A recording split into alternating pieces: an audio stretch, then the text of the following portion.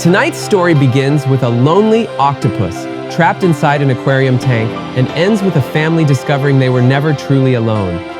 It's the kind of story that sneaks up on you slowly, then completely wrecks you by the end. If not for my injury, I might have evaded the humans' so-called rescue. Besides, I have no choice but to face my enemy. That ring is the proof I need. So, meet Marcellus.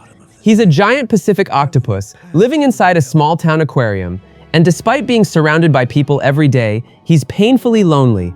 Now he spends his days trapped behind glass, while noisy children bang on the tank and stare at him like he's some kind of attraction. Especially one of my captivity. A herd of third graders and their inept teacher ruined my afternoon. But Marcellus is incredibly intelligent. He watches the humans around him almost like a scientist observing another species. I am subservient to a sling. Of all the humans, The only person he genuinely likes is Tova Sullivan. Tova works the night shift cleaning the aquarium. Quiet, reserved, and emotionally exhausted, she understands loneliness better than anyone. Years earlier, her 18-year-old son Eric disappeared during a boating trip. His body was eventually recovered, but the questions surrounding his death never truly went away. Since then, Tova hasn't really been living, she's been surviving.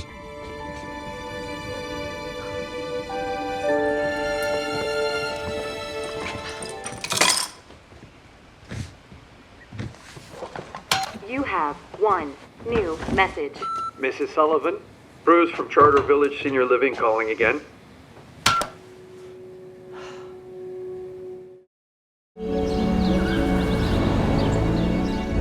Then the chaos arrives. A young guy named Cameron rolls into town driving a beat-up van that looks one pothole away from exploding. He's sarcastic, immature, broke, and sleeping in the van full-time while trying to keep his struggling band alive. But underneath all the attitude, Cameron is carrying years of frustration and disappointment. He's come to town searching for a man he believes is his biological father, a wealthy real estate developer named Simon Brinks. Unfortunately for Cameron, the van immediately breaks down. That's how he meets Ethan, the kind-hearted local shop owner who takes pity on him after realizing they both love music. Ethan gives Cameron a temporary place to stay and helps him settle into town while Cameron tries to figure out his next move. Slipknot is basically just vamping. That's improv. That's. Oh my God! what? The mechanic is gouging me. I mean, this is like I can't afford this. Meanwhile, Marcellus has problems of his own. One night, Tova discovers him outside his tank after one of his escape attempts goes wrong. The octopus had crawled out searching for food and ended up tangled in electrical wires on the aquarium floor. Tova carefully frees him and tries helping him back into the water. And then something strange happens. But it also gave us freedom. Every minute out of the water dries my skin and slows my 3 hearts. Marcellus, you scared me half to death.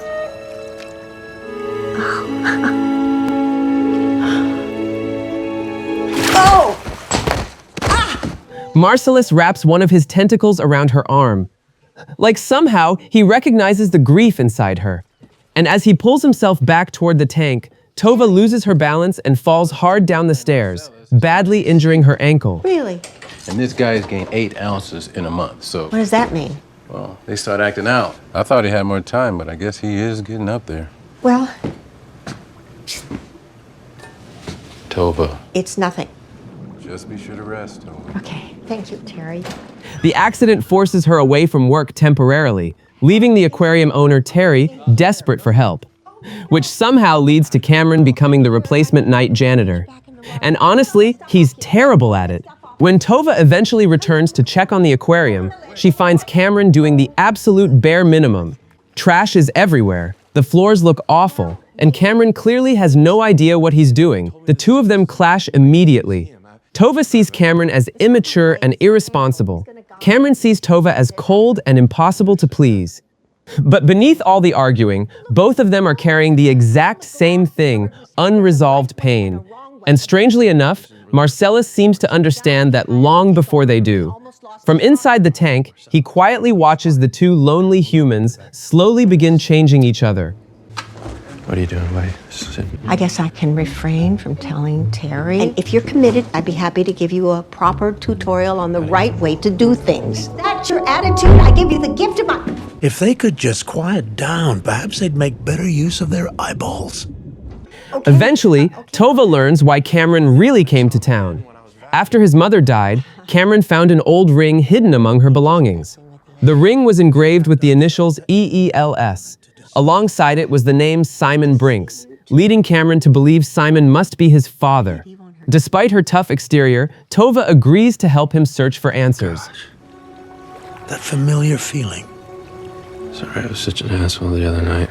Did you find the guy you were looking for? Nope. Simon Brinks, the developer? Yep. Yeah, he left my mom when she was pregnant. But I can't find him. Despite my vision dimming by the day, my suckers have detected this. The cleaning lady and the juvenile share a similar affliction. Helping one might heal the other. Did you check out the phone book? This is where you live? Yeah, right here. You have an address. It's in Elsbeth. I could drive. The trip slowly becomes the first real connection either of them has had in years. Cameron blasts loud music while driving. Tova hates every second of it. They argue constantly, but somewhere in the middle of all the irritation, something softer begins forming between them. For the first time in a very long while, Tova finds herself again. I think that's the one. Yeah. Okay. Eventually, they arrive at the address connected to Simon Brinks. But the entire thing turns into a disaster. The man living there has no idea who Simon Brinks is, pulls out a shotgun, and demands they leave immediately. Just like that, Cameron's entire search collapses. And for the first time, Tova truly sees what's underneath all his sarcasm and anger. Not arrogance, not laziness, just exhaustion.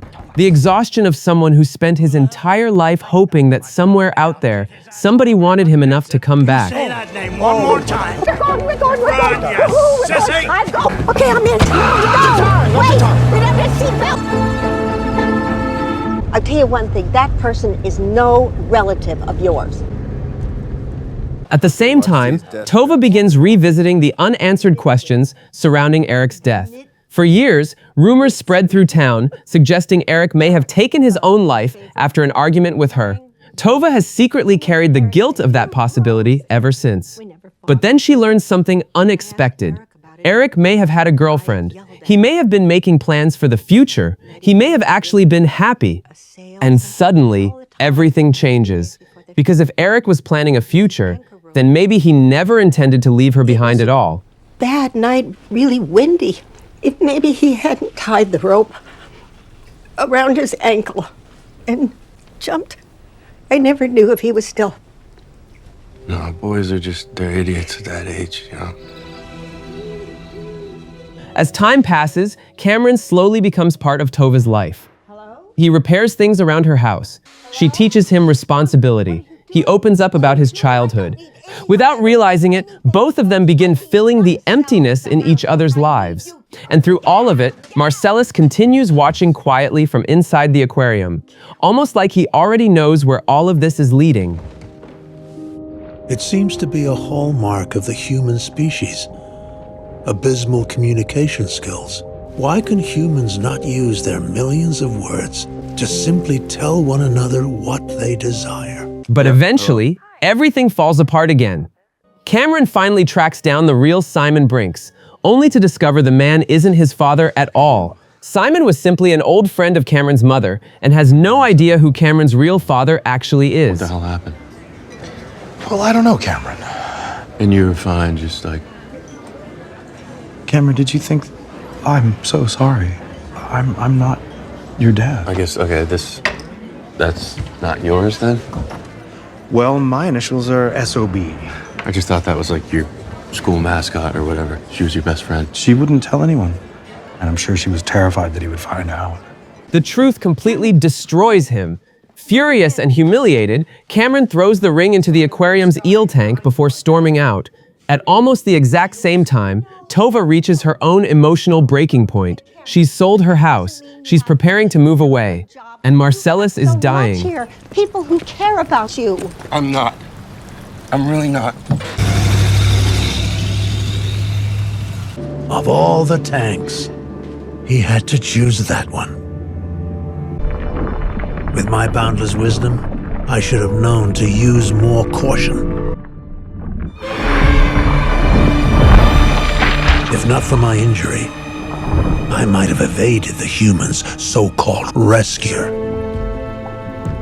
Besides, I have no choice but to face my enemy. That ring is the proof I need.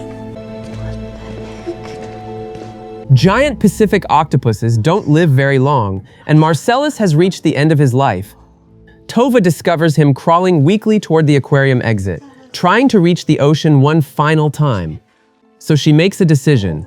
She gently places him into a bucket of water, carries him to the shore, and releases him back into the sea. It's a heartbreaking moment. For the first time in years, Marcellus is finally home. Marcellus?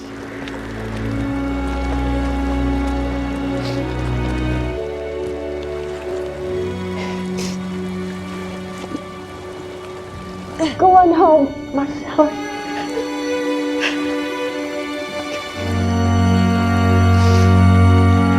Goodbye, my friend.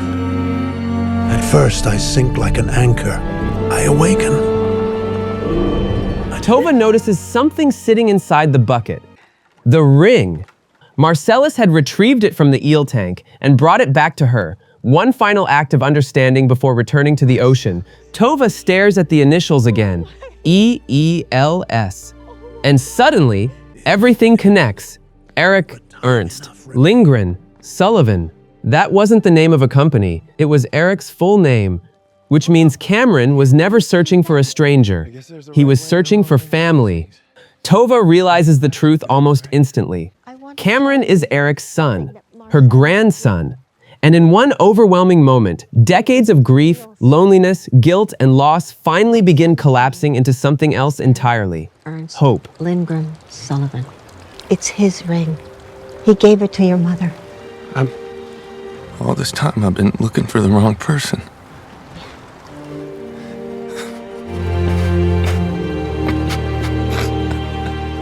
Later, Cameron sells the van and moves into Tova's house. Together, they begin going through Eric's old belongings, eventually discovering photographs and hidden keepsakes, proving Eric loved Cameron's mother and had every intention of being part of his son's life. In the end, the story closes with something beautifully simple. People sitting together, laughing together, healing together. Ethan is there. Tova finally feels alive again, and Cameron finally feels wanted. Is this your mother? Yeah.